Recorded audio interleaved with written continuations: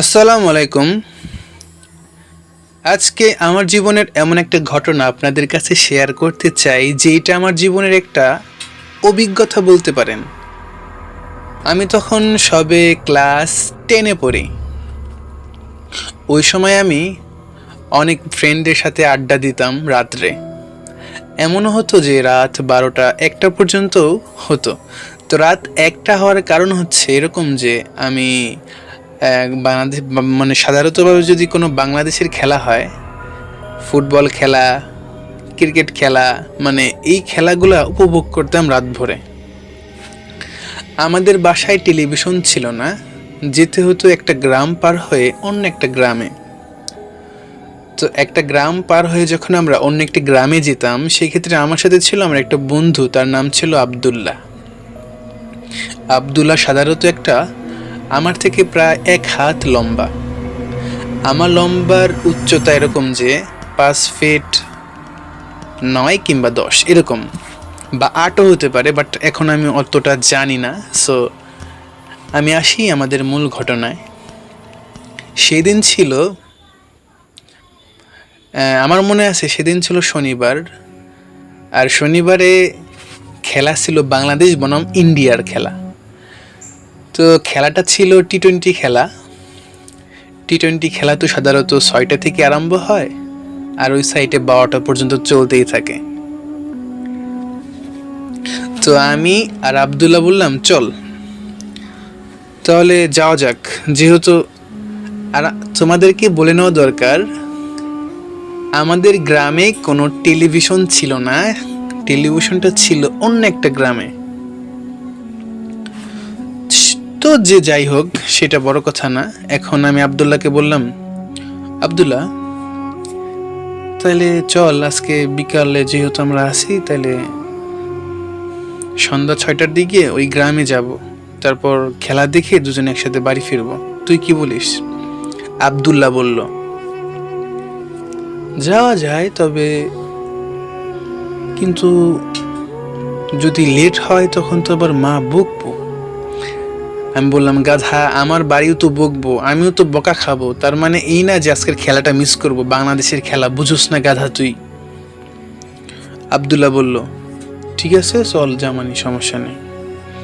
আব্দুল্লাহ রাজি হলো। ভাবলাম একা একা যাব, এর থেকে ভালো একটা বন্ধুকে নিয়ে যাই। আর আব্দুল্লাহ নামের বন্ধুটা আমার সাথে সব সময় থাকতো। সে আমরা ক্লাস 1 থেকে আমরা ক্লাসমেট, এবং আমাদের বন্ধুত্ব ছোটবেলা থেকেই। তো সে যাই হোক, যেই ভাবা সেই কাজ। আমরা মাগরিবের নামাজটার পর রওনা দিতে দিতে প্রায় 7টা বেজে যায়। অবশ্য খেলাটা শুরু হয়েছে 6টার সময়। তারপর আমি আর আমার বন্ধু আব্দুল্লাহ মিলে রওনা দেই। তারপর আমরা যাই, ওই গ্রামের একটা বাজার আছে, যে বাজারে হাট বসে। তো সেই বাজারে আমরা যাই, এবং কি ওইখানে অনেকজন খেলা দেখছে এবং উপভোগ করছে। তো সেই ক্ষেত্রে আমরাও ঢুকে পড়লাম। আঙ্কেলকে বললাম, আঙ্কেল আমাদের দুজনের জন্য 2টা চা দিন। আর চা খেলে সাধারণত মনে করেন রাত্রে একটু বেশি রাত জাগা যায়, এবং কি খেলা দেখলেও আমাদের একটা ভালো লাগবে। তো সেই ক্ষেত্রে আমরা চাটা খাইতে লাগলাম আর খেলা দেখতে লাগলাম।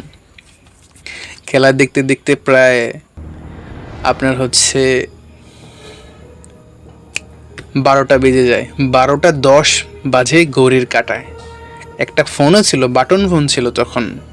আর তখন অত তথ্য প্রযুক্তি ডিজিটাল হয়ে আসেনি। আমরা এই সময়টার ভিতরে এই ঘটনাটা ঘটেছে। তো সেই সময় আমি আমার ফ্রেন্ড আব্দুল্লাহকে বলি, তাহলে চল, অনেক তো দেখলাম, এখন বাড়ি ফিরে যাওয়া হোক। তো আব্দুল্লাহকে বললাম, আব্দুল্লাহ সিগারেট খায়।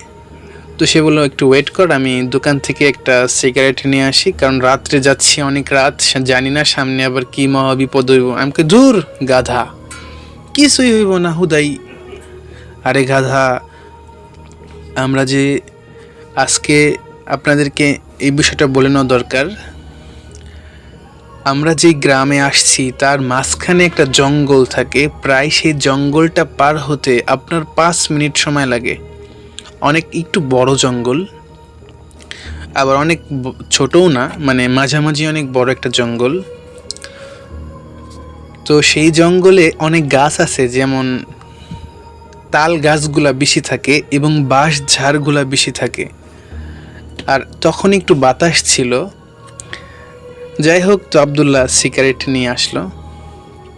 সিগারেট নিয়ে আসার পর সে দেশলাই দিয়ে তার সিগারেটটা ধরাইতে ধরাইতে চলতে লাগলো। আর আমি সাধারণভাবে সিগারেট খাই না এবং বললাম, চল সামনের দিকে। লাইটটার চার্জও তখন কম ছিল। লাইটটা নিতে নিতে আমরা প্রায় সেই জঙ্গলের কাছেই চলে আসি। এখন আমরা জঙ্গলে ঢুকবো এবং কি জঙ্গলটা পার হলে একটা রাস্তা, আর রাস্তাটা যদি একটু পার হই তাহলেই মনে করেন আমাদের গ্রাম, আর আমাদের গ্রামের সামনেই আমাদের বাড়ি। তো সে যাই হোক, আমি আর আবদুল্লাহ চলতে লাগলাম। প্রায় চলতে চলতে চলতে চলতে আমরা প্রায় জঙ্গলের কাছে চলে আসছি। এখন আবদুল্লাহ বলল, তোর তোর ফোন যদি এখন অফ হয়ে যায় সেক্ষেত্রে কিন্তু আমাদের অনেক বিপদ হতে পারে, কারণ সামনে আমার ভয় হচ্ছিল এইটা যে সামনে পোকামাকড় থাকলে, মানে কোনো একটা সাপ যদি কামড়ে দেয় সেক্ষেত্রে এই মুহূর্তে অনেক প্রবলেমে পড়তে পারি, আমার এই ভয়টাই হচ্ছে। বাট আবদুল্লাহ আমাকে বলছে যে না, আমার তো সাপের ভয় লাগে না, বাট আমার ভুতুরে টাইপের এগুলো, মানে এগুলার প্রতি অনেক বেশি ভয় করে। মানে আমার বন্ধু সে ভূতের ভয় পাচ্ছে আর আমি পোকামাকড়ের ভয় পাচ্ছি, কি আর করার। আমি চল, যা আছে কপালে। আমার হাতে যে লাইট, মানে যে মোবাইলটা ছিল সেটার একটা টর্চ ছিল। তো মোবাইল চার্জ কম হওয়ার কারণে টর্চটা নিভে যায়। অদ্ভুত ব্যাপার। আবদুল্লাহকে বললাম, দেখ, এই সময় বন্ধ হওয়ার উচিত ছিল, আরে জঙ্গলটা তো পার হই তারপর বন্ধ হ, এখন তো আমার। আচ্ছা, কোনো ব্যাপার না। আবদুল্লাহ সিগারেটটা টানতেছিল আর আবদুল্লাহ বলল, চল চল চল, তাড়াতাড়ি চল, যা আছে কপালে যাব। তো আমি সামনের দিকে যাচ্ছি, আবদুল্লাহ হঠাৎ করে আমার একটু পিছনে চলে আসছে। তো আমি মনে করছি আবদুল্লাহ আমার পিছু পিছু আছে। আমি আবদুল্লাহকে বললাম, আবদুল্লাহ দেখে দেখে আয় ভাই, একটা লাঠি নে ভাই, লাঠি একটা দেখতো, কোথাও লাঠি পাস নাকি। আবদুল্লাহ লাঠি খুঁজতে থাকলো। অবশেষে আবদুল্লাহ একটা লাঠি পেল। লাঠিটা আমার হাতে নিলাম আর সামনের জঙ্গলগুলা, মানে আমি আঘাত করতে লাগলাম। জঙ্গলগুলা যেন কোনো সাপ পোকামাকড় যদি থাকে সেক্ষেত্রে চলে যাবে, সেই ক্ষেত্রে আমি এটা কাজে লাগালাম। আবদুল্লাহ আমার পিছনে, আমি আবদুল্লাহর সামনে। তো আমার বন্ধুর সামনে আমি হাঁটতে লাগলাম। হাঁটতে হাঁটতে প্রায় জঙ্গলের অর্ধেক যখন পার হয়েছি তখন আবদুল্লাহ, আমি বললাম, আব্দুল, কথা কস না কে, তোর ভয় করতেছে নাকি রে আব্দুল? কিন্তু সেই মুহূর্তে আবদুল্লাহর একটা কথা আমি শুনতে পাই নাই। যখন আমি পিছনের দিকে তাকাইছি, আব্দুল গায়েব, আবদুল্লাহ আমার পিছনে নাই। আমি জোরতে চিৎকার করতে লাগলাম, আবদুল্লাহ, ওই আব্দুল, আব্দুল, ওই কই গেছাস তুই, বুদাই কোথাকার আব্দুল। একটা শব্দ আমি আবদুল্লাহর মুখ থেকে পেলাম না। আমার কেমন যেন অনেক বেশি ভয়ও করলো যখন আমি বললাম, আব্দুল, মজা করতেছস তুই, পিছন থেকে কোথায় গেলি আব্দুল, ওই আবদুল্লাহ। আবদুল্লাহ কোনো কথাই বলে না। আমি ভাবলাম আবদুল্লাহ হয়তো আমাকে মজা করতেছে, আমার সাথে ফাজলামি করতেছে, কেননা আমি তো ভূতের ভয় পাই না আর আবদুল্লাহ ভূতের ভয় পায়, হয়তোবা উনি আমার সাথে কিছু একটা করবে।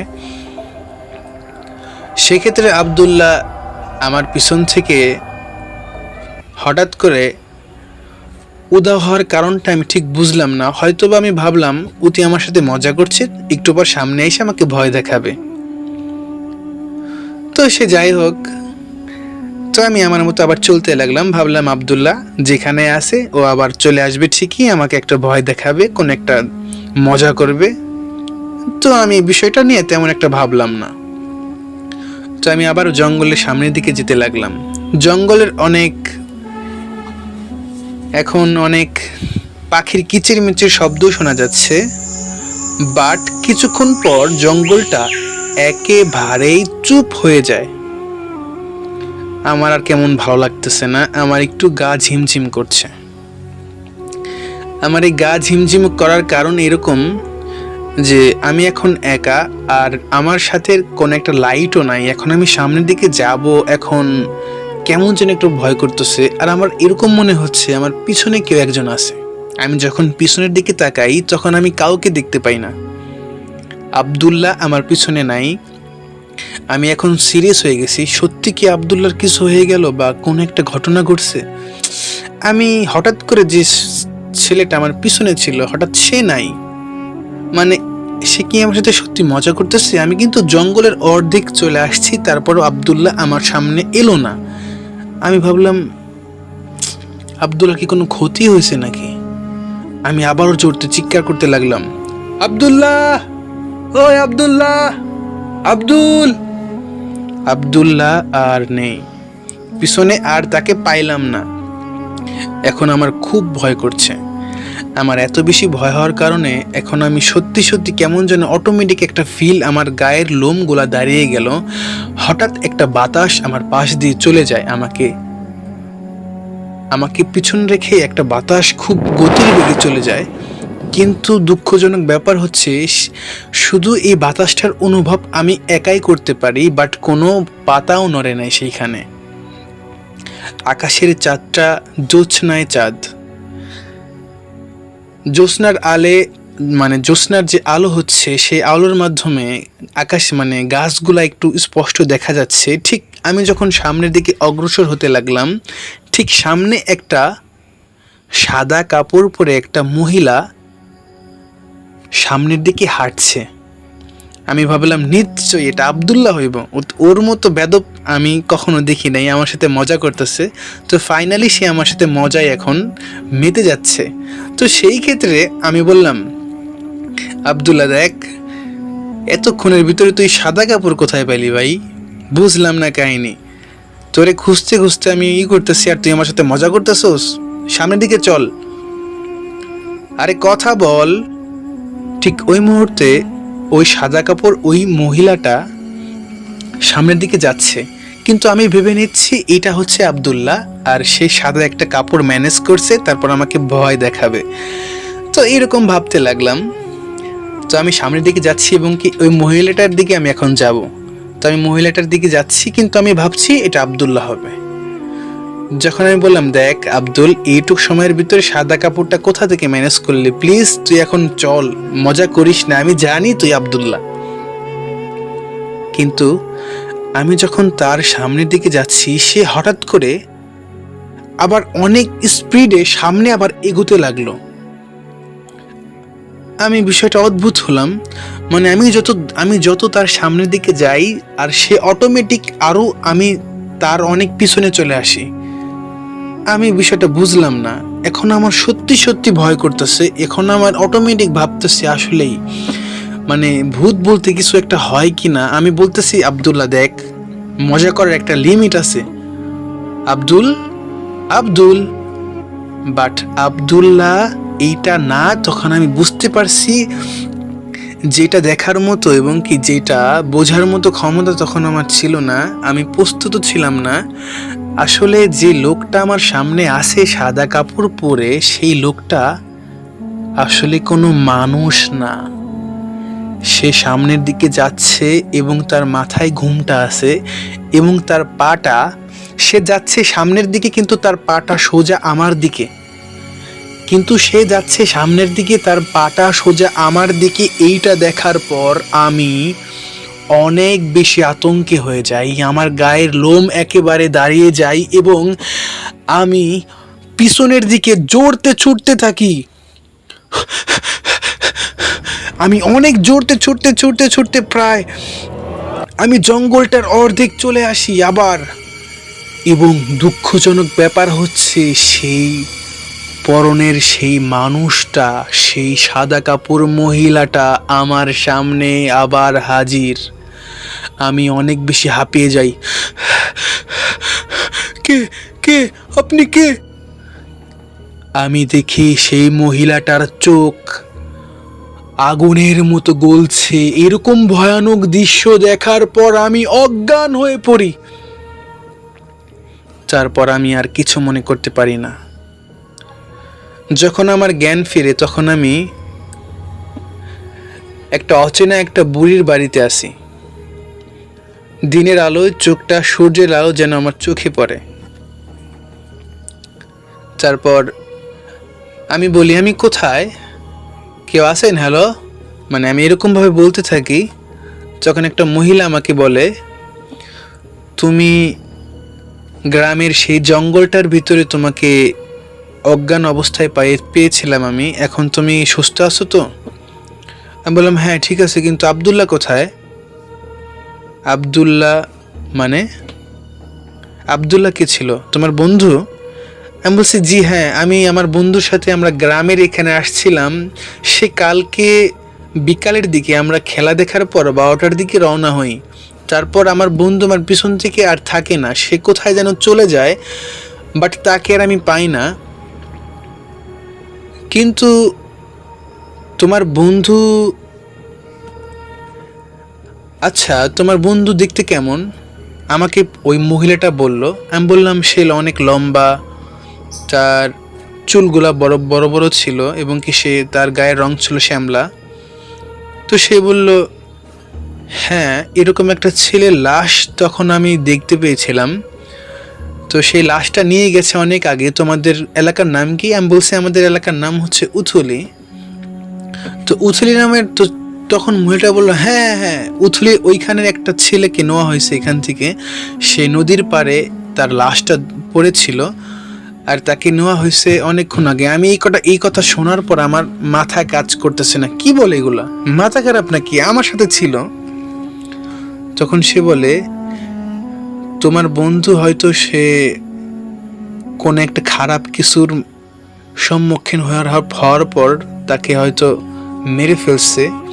তো এইটা শোনার পর আমি অবাক হই এবং ভাবি যেইখান থেকে আমি বেঁচে ফিরলাম সেইখানে আমার বন্ধু মারা গেছে। দুঃখজনক ব্যাপার হচ্ছে এটাই হচ্ছে সত্যিকারের একটা ঘটনা। তারপর আমি এই বিষয়টা যখন আমি এলাকায় যাই তখন দেখি আমার বন্ধুর লাশ। তখন আমি অনেক কান্না করি। আমাকে অনেকজন প্রশ্ন করে তোমরা কোথায় গেছিলা, আমার উপর বিষয়টা দায়ভার আসে। তারপর আমি এই ঘটনাটা সবার কাছে শেয়ার করি। তারপর হচ্ছে সবাই বুঝতে পারে। এরপর আমরা সেই ভয়ানক সেই জঙ্গলের গ্রামটা, একেবারে অভিশপ্ত একটা গ্রাম যেখানে আমরা আর কখনো যাইনি, এটা আমার জীবনের একটা সত্যিকারের ঘটনা। তারপর থেকে কখনো আর 6টার পর ঘর থেকেই বের হই না।